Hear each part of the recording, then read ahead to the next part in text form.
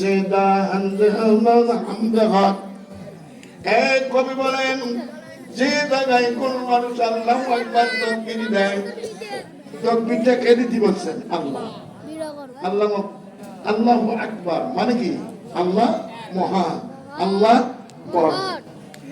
এই তাকবীর যখন কোন বান্দা জবাব দিয়ে একবার বলে আলহামদুলিল্লাহ বলে, সঙ্গে সঙ্গে তাকবীর ধ্বনি আল্লাহর প্রশংসা নূরের পাখি হইয়া আল্লাহর আরশ আজমে যায় চিৎকার দিয়ে আল্লাহু আকবার।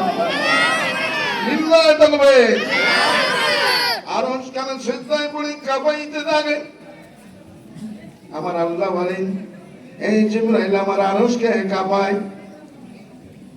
আল্লাহ জানে, তারপর বলে দেখে সুন্দর ছোট্ট একটা পাখি আনাসদুলিল্লাহ, পাখিটার ভাষায় কয় বান্দা যখন প্রশংসা করে আল্লাহর তাকবীর পড়ে সুবহানাল্লাহ বলে আলহামদুলিল্লাহ বলে, ওই ধ্বনিটা দুনিয়ার জমিনে না থেকে একটা নূরের পাখি হইয়া আল্লাহর আরশ আযমের নিচে সিজদায় পতিত হইয়া ছোট্ট পাখাটার আঘাত দিতে থাকে।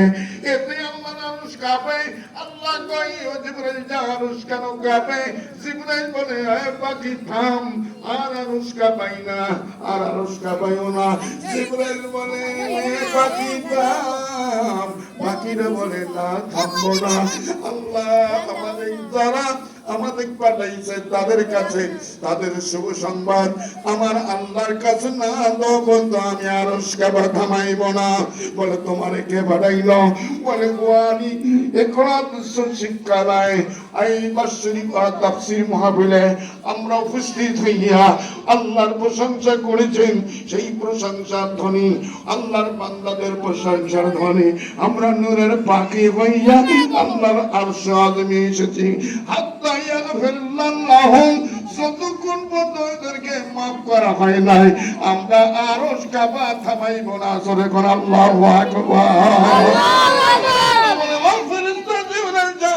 জানিয়ে দাও যারা অন্তর দিয়ে যারাই প্রশংসা করেছে আমি আল্লাহ তাদেরকে মাফ করে দিলাম। বলেন আলহামদুলিল্লাহ। অতঃপর দরুদ ও সালাম বিশ্ব নবীর শানে সবাই বলি সাল্লাল্লাহু আলাইহি ওয়াসাল্লাম। অতঃপর সময় সংকীর্ণ,